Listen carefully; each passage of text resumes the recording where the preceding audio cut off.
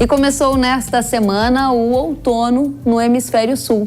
De acordo com o Instituto Nacional de Meteorologia, o INMET, o outono é caracterizado pelas chuvas mais escassas no interior do país e também pela entrada de massas de ar frio vindas do sul do continente, o que pode provocar uma queda de temperatura e eventuais geadas. Como será o outono para os agricultores brasileiros? Marco Antônio dos Santos, nosso convidado, agrometeorologista da Rural Clima, vai contar pra gente. Seja muito bem-vindo, Marco Antônio. Eu que agradeço, Kelly, é um prazer, uma honra sempre estar aqui com você. Muito obrigada, a gente é que agradece. Conte pra gente, o outono vai ser marcado por chuvas acima da média, abaixo da média, dentro da média. Tem aí já um mapa, o que a gente pode esperar? Olha, Kelly, pelo menos a gente vai ter que dividir o outono, né, em duas partes. Primeiro, os primeiros 45 dias, porque diferentemente do que aconteceu, Kelly, nos últimos dois outonos, tanto de 21 quanto 22, onde as chuvas cortaram mais cedo, né, já no finalzinho de março, início de abril, que as chuvas cortaram e trouxeram prejuízos para o milho safrinha aqui no Brasil, a tendência esse ano é de as chuvas se estenderem um pouco mais agora em abril. Dificilmente a gente vai ter um corte prematuro, como nós vimos nesses últimos 2 anos. Então, o abril ainda deverá ser marcado por chuvas, pelo menos até meados ali de abril, pelo menos até a terceira semana de abril ali, ainda tem chuvas, o que vai garantir uma boa condição. Veja aí no mapa, né, que está na tela, que tem chuvas. Lógico que essas chuvas não são volumosas, não são aquelas chuvas como ocorreram agora nas últimas semanas ou ao longo de todo o verão, principalmente nas regiões do Cerrado, onde chovia-se todo dia. Agora não, as chuvas começam a ficar um pouco mais espaçadas, mas falar que vai faltar chuvas ou que essas chuvas vão trazer prejuízos para o milho ou para as culturas de segunda safra, aí já é um pouco prematuro, porque as chuvas devem se estender.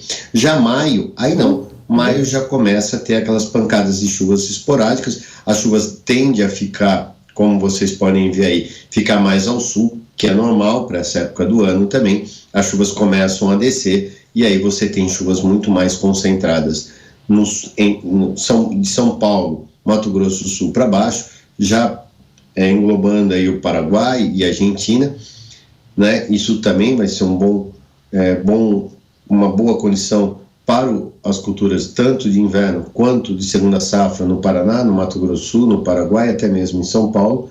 E aí já olhe para São Paulo, para o sul de Minas, com as culturas do café, da cana-de-açúcar, né, que vão ser beneficiadas por esse prolongamento das chuvas.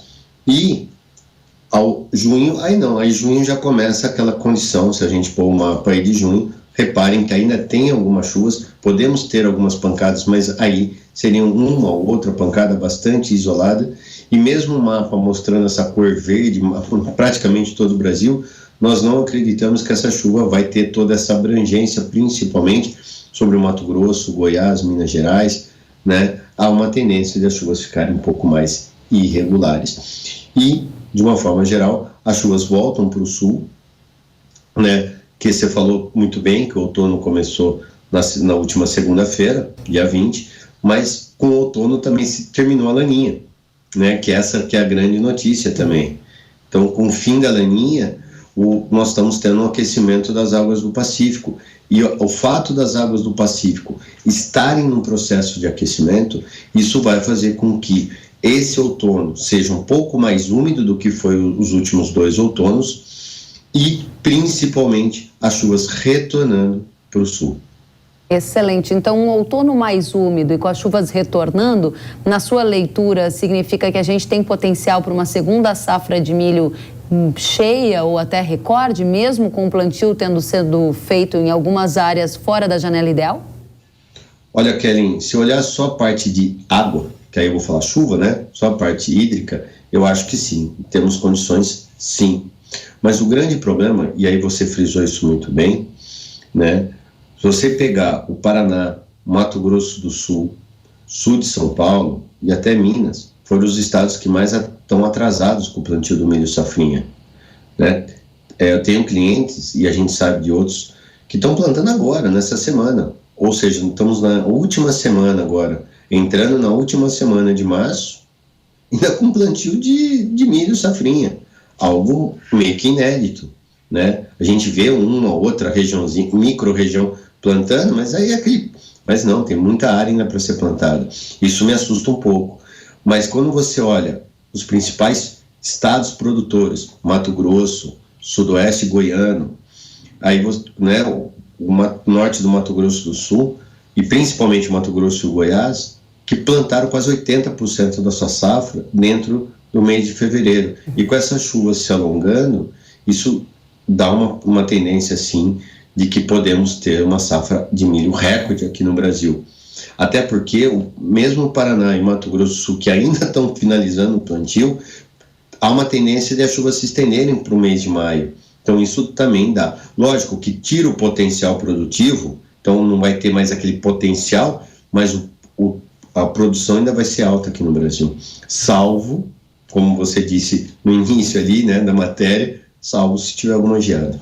Exatamente. Antes da gente entrar em geada, só para fechar esse ponto sobre a expectativa de produção do milho segunda safra, a condição de um outono mais úmido, os estados que podem ter desafios maiores em relação à escassez de chuva, pelos seus mapas, você chamaria a atenção de 2, pelo menos, quais seriam? São Paulo e Minas Gerais. E aquela região mais leste de Goiás, que eles falam lá, as regiões da Estrada de Ferro, e aquela região mais norte, ou até mesmo sul do Tocantins, né? Essas regiões. Só que, desculpe a minha sinceridade para quem está assistindo e é dessa área, mas eles são áreas que não tem tanta relevância na produção de milho safrinha como o Mato Grosso, um sudoeste goiano, um Paraná, né? São altos, são produtores também fortes, tem muito milho, mas mesmo que esteja alguma quebra, a influência deles, principalmente São Paulo e Minas, não é tão grande quando se quebrasse o Mato Grosso, o Goiás, né? Então, o que eu vejo é Minas com problemas por conta desse plantio tardio e um final de abril e um maio mais seco. E para o Paraná, Mato Grosso do Sul ou até mesmo o sul de São Paulo, essas áreas, né? Esse prolongamento, Kellen, me assusta um pouco, porque normalmente em anos de plantio dentro da normalidade, a gente fala que o limite para ter geada é ali até final de maio, início de junho. Se depois se gear depois do dia 5 de junho em diante, dificilmente você vai ter uma quebra significativa. Pode ter alguma quebra, mas não significativa. Esse ano não. Esse ano, só para você ter uma ideia, nos nossos levantamentos a gente colocou a data limite de geada no dia 20 de junho. Era isso que eu gostaria de focar com você, em geadas. Então a gente sai do assunto umidade, entra nas temperaturas. Quantas ondas de frio nós vamos ter neste outono? Há uma data para essa primeira entrada de massa de ar? Data não tem, né, Kelly? A data você me conhece muito bem, a gente, né? Data eu não consigo prever. Geada a gente só consegue prever com uma semana de antecedência. A Rural Clima não trabalha com um longo prazo, porque a gente sabe os riscos que tem fazer uma previsão dessa. Mas o que nós estamos vendo, Kelly, é que dificilmente vamos ter geadas, como nós tivemos nos últimos 2 anos, geadas precoces, agora em abril, início de maio. No entanto, isso eu tenho falado para todo mundo, e está nos meus boletins, e está junto com meus clientes, com os nossos clientes aqui, que é final de maio, início de junho, algumas rodadas dos modelos eles estão apresentando uma queda mais acentuada das temperaturas. Não dá para falar ainda, no dia 25, né, que temos uma geada, que vai ter geada lá no final de maio, início de junho. Não dá para falar agora no final de março que tem, isso a gente não consegue prever. Mas o risco é enorme que nesse período entre final de maio e primeira quinzena de junho venha ocorrer alguma queda mais brusca de temperatura ou entradas mais frequentes de massa de ar polar.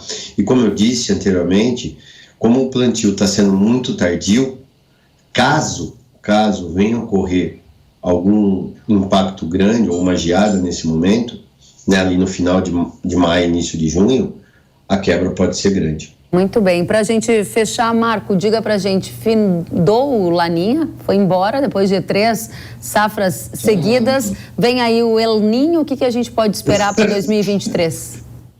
Laninha, tchau, agora ficou na história, ficou nos livros de história, né, essas 3 laninhas, né? No entanto, Kelly, falar de El Niño acho muito prematuro ainda. A gente estava discutindo bastante essa semana, né, aqui internamente, e essa semana agora eu estava lá na tua terra, no Rio Grande, e todo mundo perguntando, e aí, vai vir El Niño ou não, né?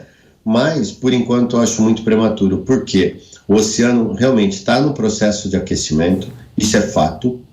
Alguns modelos dão realmente a possibilidade da formação de El Niño, mas os fatores ainda atmosféricos não estão permitindo ainda que ele venha a se formar. Então, caso ele venha a se formar, seria mais para o final de 23, caso ele venha a se formar. Tá certo. No entanto, Kelly, só rapidinho para finalizar, o que o produtor tem que ter na cabeça hoje é, independentemente se vai ou não formar o El Niño, o Pacífico está em um processo diferente do que foi os últimos 36 meses, que era um processo de resfriamento. Estamos entrando num processo de aquecimento das águas do Pacífico.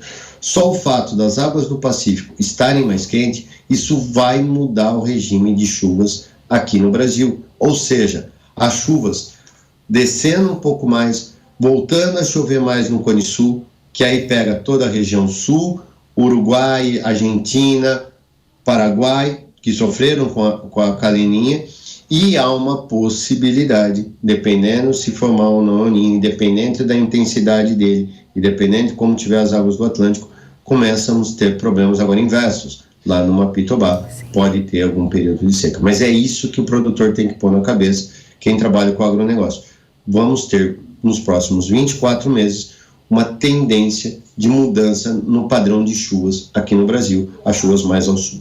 Muito bem. Marco Antônio dos Santos, agrometeorologista da Rural Clima, muito obrigada por estar conosco. Volte sempre à Jovem Pan News. Eu que agradeço, Kelly, é sempre um bom prazer, uma grande honra estar aqui com você. Obrigada, até a próxima.